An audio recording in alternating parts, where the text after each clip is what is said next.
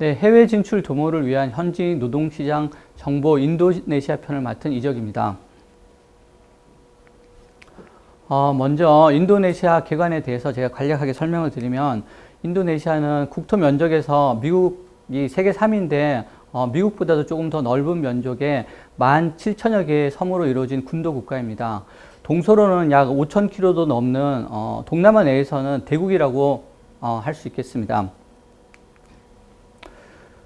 노동시장으로서 인도네시아는 굉장히 매력적인 국가인데요. 세계 4위의 인구 규모인 만큼 인도네시아에서는 젊고 풍부한 노동력을 쉽게 구할 수 있고, 생산 거점뿐만 아니라 거대한 내수 시장을 가지고 있어서 그 내수 시장을 겨냥한 진출이 가능한 국가입니다. 그리고 무슬림이 절대 다수이긴 하지만 세속주의 국가를 표방하고 있고, 무슬림 대다수는 온건한 무슬림으로 분류가 되고 있고, 종교의 자유가 6개의 종교에 관해서는 종교가 자유가 허용되고 있습니다.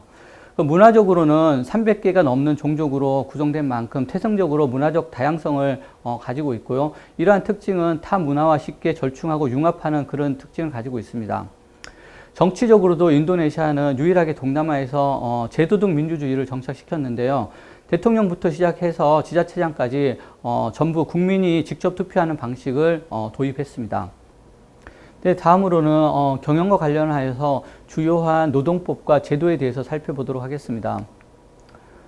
인도네시아는 1997년, 8년 한국에서 소위 말하는 IMF, 정확하게는 아시아 금융위기를 맞이하면서 정치적으로 민주화되었는데, 이러한 민주화는 인도네시아 노동법에도 상당한 영향을 미쳤습니다. 인도네시아는 국제노동기구의 8개 핵심 협약을 모두 비준한 첫 번째 아시아 국가입니다. 소위 인도네시아 노동법을 얘기할 때 노동 3법이라고 흔히 얘기를 하는데, 이 노동 3법 세 가지는 2000년도에 노동조합과 관련된 노동조합법이 제정이 되었고, 2003년도에는 현재 인도네시아 노동법의 근간이 되는 노동법이 개정되었습니다. 그 2004년도에는 노사 갈등 문제를 해결하는 노사 분쟁 해결법이 제정되었고, 가장 최근에는 2020년 옴니버스법이 통과되었습니다. 그럼 먼저 임금 구조에 대해서 간략하게 살펴보면, 인도네시아 임금은 고정성 급여와 변동성 급여, 그리고 상여급으로 구분되는 비급여가 있습니다. 고정성 급여를 다시 살펴보면, 고정성 급여는 기본급과 고정수당으로 구분될 수 있고, 변동성 급여 같은 경우는 시간의 수당, 휴일 근무수당 등이 있습니다.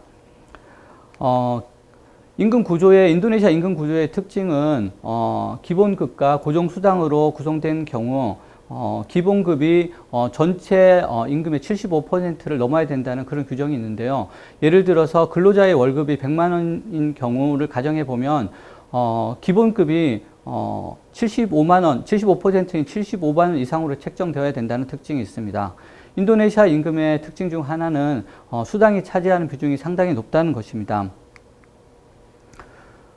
명절 상여급에 대해서 설명을 드리면, 명절 상여급은 근로자의 종교에 따라서 지급되는 시기가 다른데, 지급 시기는 종교 경축일 시작 최소한 7일 전에 지급이 되어야 되고, 지급 금액과 관련해서는 1년 이상 근무자일 경우에는 1개월치 급여, 그러니까 기본급과 고정수당이 포함된 1개월치 급여가 지급돼야 되고, 1년 미만의 근무자 같은 경우 1개월치 급여에다가 근무 월수를 12로 나눈 것을 곱한 만큼 지급이 됩니다.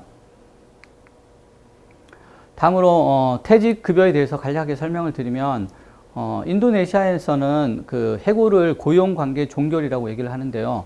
흔히 인도네시아에서는 그 고용관계 종결이 배우자 간의 이혼보다도 더 복잡하다고 할 만큼 굉장히 복잡합니다.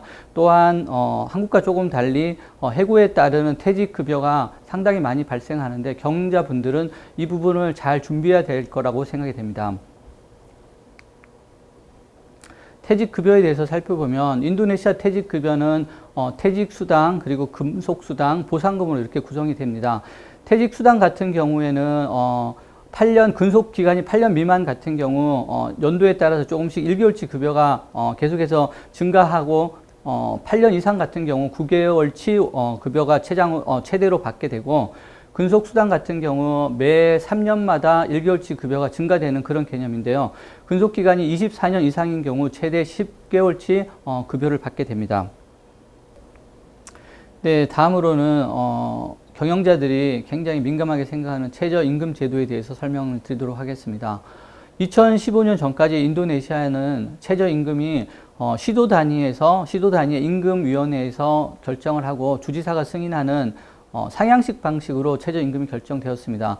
이는 굉장히 민주적인 방식이긴 한데 최저임금의 상승폭을 예측하기가 굉장히 어렵고 그 최저임금이 결정되는 그 과정이 굉장히 정치화되는 문제가 있어서 인도네시아 정부는 2015년에 최저임금을 국가 가이드라인으로 결정하는 그런 공식을 만들었습니다.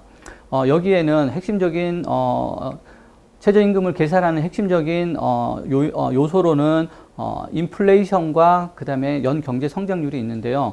제가 예를 들어서 하나 설명을 드리면 전년도에 A주의 최저임금이 만약에 30만 원이고 금년에 인플레이션과 연 경제 성장률이 각각 5%라고 가정을 해보면 이듬해에 그러니까 내년에 A주의 최저임금은 금년 최저임금 30만 원에다가 30만 원의 10%에 해당되는 3만 원이 더해져서 33만 원이 최저임금으로 결정이 됩니다. 다음으로 인도네시아 고용 계약의 형태에 대해서 살펴보면 무기한 고용 형태인 정규직과 그 다음에 기한부 고용 형태인 계약직이 있고요. 근로계약이 체결되기 전에 별도의 견습 계약을 통하여 이루어지는 일종의 직업훈련인 견습제도 기간이 있습니다.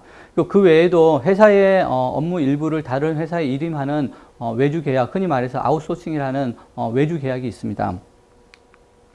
근로계약에 대해서 조금 더 자세히 설명을 드리자면 정규계약 같은 경우 최장 3개월의 수습기간을 둘 수 있어서 이 수습기간 동안에는 사용자가 근로자를 임의로 해고할 수 있다는 것이 하나의 특징이고요. 계약직 같은 경우는 수습기간을 둘 수 없고 고정적인 업무에는 계약직 근로자를 적용할 수 없는 그런 특징이 있습니다. 계약직 같은 경우 최장 5년 동안 계약이 가능한데 처음에 2년 계약을 하고 한번 1년을 갱신을 하고 그리고 나서 3년이 끝난 후에 30일이 지난 후에 다시 한번 2년을 계약 연장해서 최장 5년까지 계약 연장이 가능합니다. 말씀드린 것처럼 계약직은 굉장히 제한된 그런 분야에만 적용이 가능합니다. 물론 현실에서는 아웃소싱과 마찬가지로 굉장히 광범위한 부분에 계약직 근로자가 고용되는 것이 사실입니다. 다음으로 외주 인력 아웃소싱에 대해서 말씀을 드리면 회사의 어떤 핵심 부분, 핵심 공정을 다른 회사에 맡기는 도급 계약과 그 다음에 다른 회사 직원을 받아서 사용을 하는 용역 계약으로 두 가지로 구분될 수 있는데요. 두 가지 모두 다 굉장히 제한된 범위에서만 적용이 될 수 있는데 도급 계약 같은 경우 회사의 핵심적인 부분에서는 도급 계약을 맡기는 게 불가능하고 용역 계약 같은 경우 청소라든지 뭐 도시락 납품, 경비, 그 다음에 근로자 교통수단 제공 등과 같은 굉장히 제한된 분야에서만 이루어질 수 있습니다. 이 부분 역시 계약직 근로자와 마찬가지로 실질적으로 굉장히 제한된 분야에서만 이루어지지만, 현실에 있어서는 굉장히 광범위하게 그렇게 적용되고 있습니다. 다음으로 보험료에 대해서 설명을 드리면 2015년도에 인도네시아는 산재, 사망, 노후, 연금, 건강보험 등 5대 사회 보험 체계를 구축했는데요. 산재보험과 사망보험 같은 경우는 사용자가 이를 전부 부담하는 방식이고 노후보험, 건강보험 그리고 연금보험 같은 경우는 사용자와 근로자가 공동으로 부담하는 방식을 채택하고 있습니다. 5대 보험의 요율 같은 경우 여기 그래프를 참고해 주시고 산재보험 같은 경우는 업종에 따라서 적용되는 그 요율이 조금 다른데 최저 0.24%에서 1.74%까지 조금 차등 적용되고 있습니다. 다음으로 그 옴니버스법에 대해서 설명을 드리면 현 정부는 법 간의 일관성 부족, 그 다음에 법의 중복, 과잉 규제 등의 문제를 통해서 이런 문제를 해결하기 위해서 여러 가지 관련법을 하나의 법인 옴니버스법에 담아서 이를 일괄적으로 수정하려는 그런 방식을 취하고 있는데요. 가장 최근에 옴니버스법 중에 하나인 고용창출법이 통과가 되었습니다. 이 부분은 상당히 중요한 부분인데 왜냐하면 앞에서 말씀드린 2003년도 인도네시아 노동법의 근간이 되는 2003년도 노동법의 일부가 수정되거나 아니면 폐지될 수 있기 때문에 이 부분을 꼭 참고하셔야 될 것 같습니다.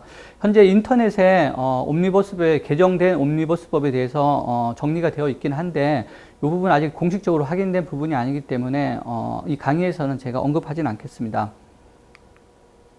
다음으로 노사 분쟁의 주요 원인과 해결에 대해서 살펴보도록 하겠습니다. 전 국가적인 단위로 봤을 때 인도네시아 노사 운동의 핵심 이슈로는 앞에서 말씀드린 최저임금이 상향식 방식이 아닌 국가의 가이드라인에 의해서 적용됨으로써 노사가 굉장히 여기에 대해서 불만을 제기하고 있고, 또한 아웃소싱이라든지 계약직 근로 역시 인도네시아 노동이 굉장히 유연화되고 실질적으로 법에서 정한 범위보다 훨씬 더 광범위한 범위에서 적용되기 때문에 노동자는 이 부분에 대해서 굉장히 많은 불만을 제기하고 있습니다.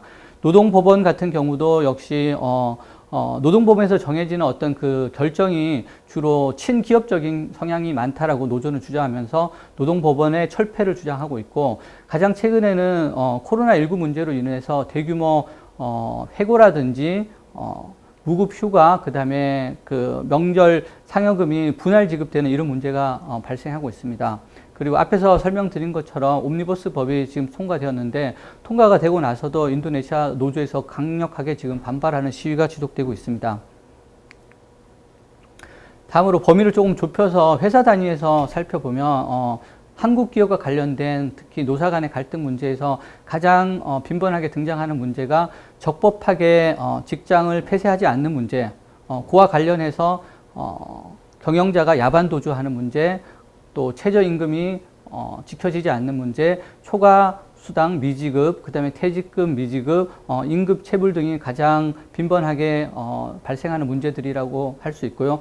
거기에 덧붙여서 열악한 근로 환경이라든지 안전장비 미지급 등이 많이 불만으로 제기되고 있는 사항들입니다. 다음으로 노사 분쟁 해결 절차에 대해서 간략하게 설명을 드리면, 우선 노사 분쟁의 당사자 간이 자체적으로 해결할 수 있는 기간이 30일간 주어지고요. 만약에 30일 동안 이 문제를 해결하지 못한 경우에는 알선 혹은 뭐 중재라고도 하는데, 알선 중재, 그다음에 알선과 화해, 중재가 아니 알선 화해, 그다음에 중재, 이 두 가지 방법을 채택할 수 있습니다. 만약에 이 두 가지 방법을 채택하지 않는 경우는 노동기관에 의해서 노동기관에서 나온 조정관에 의해서 조정 방식이 채택이 되어집니다. 자동적으로.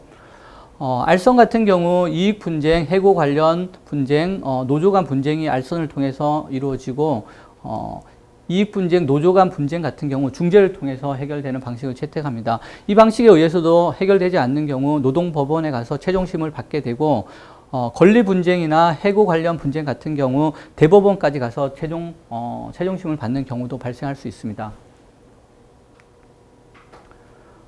파업과 관련해서 인도네시아 법은 약간 상반된 그런 입장을 보여주고 있는데요. 2003년도에 노동법은 근로자의 그 파업을 할 수 있는 권한을 법에 명시함으로써 이 부분을 강조하고 있다면, 시행령과 같은 장관령은 파업의 요건을 보다 자세하게 기술함으로써 파업을 좀 자제하려는 그런 의도가 내포되어 있습니다. 파업과 관련해서 상당히 중요한 부분은 파업의 합법성인데요. 협상이 실패 후에 파업을 하는 경우에만 합법적인 파업으로 간주가 되고 있는데, 그 협상 실패라는 것은 노사 양측 모두가 협상이 더 이상 이루어질 수 없다라는 것을 인정하는 상태로 도달하는 그 상태가 협상 실패로 생각할 수 있습니다. 사측의 입장에서 봤을 때는 계속해서 지속적으로 대화하는 그런 태도를 유지하는 한 근로자가 합법적으로 파업하는 건 사실 법적으로는 상당히 어려운 부분이 있습니다. 앞에서 제가 잠깐 말씀드린 것처럼 2003년 노동법은 주로 노동자들이 파업을 할 수 있는 권한에 대해서 명시를 하고 있다면, 시행령 같은 장관령에서는 그 실질적으로 합법적인 파업이 되기 위해서 이루어져야 할 그런 부분을 다루고 있기 때문에 파업을 상당히 좀 제한하려는 그런 내용이 포함되어 있습니다. 합법적인 파업 같은 경우에는 사측에서는 현장에서 이루어지는 파업을 금지할 수 없고요. 만약에 그 비합법적 파업 같은 경우에는 사측은 노동자에게 작업 복귀를 요구하는 서한을 보낼 수 있고, 만약에 7일 동안 2차례의 서한에도 노동자가 작업에 복귀하지 않을 경우 사측은 노동자가 자진 퇴사한 것으로 간주할 수 있습니다. 물론 이건 법적인 측면이고, 실제에 있어서는 경영자가 사측이 원하는 협상 내용이 무엇인지를 조금 경청하려는 그런 유연한 자세가 필요할 것이라고 생각이 됩니다. 마지막으로 인사 노무 관리에 대해서 제가 간략하게 제언을 드리자면, 저는 노무 관리에 관해서 전략적인 자원 관리가 굉장히 중요하다고 생각이 되는데요. 과거의 그 전통적인 개념의 인사 노무 관리에서는 근로자를 마치 비용으로 생각하고 경영자 입장에서 노무 관리를 굉장히 수동적 그리고 반응적으로 했다면, 전략적인 인적 자원 관리에서는 근로자를 회사의 자산으로 생각하고 회사가 꾸준하게 경쟁적인 비교 우위를 유지하기 위해서는 근로자를 굉장히 회사의 중요한 자산으로 인식하는 그런 인식의 전환이 필요하다고 생각합니다. 그에 따라서 노무 관리가 굉장히 능동적으로 그리고 선행적으로 이루어져야 되는데, 전략적 인적 자원 관리의 핵심은 기업이 필요한 인적 자원을 확보하고 그들을 조직화하고 기업이 필요한 그런 근로자로 교육시키는 부분이 굉장히 중요하다고 생각합니다. 그러기 위해서는 명확한 기준과 성과 목표가 제시되어야 되고 그에 따른 보상 기준이 제시되어야 된다고 생각이 됩니다.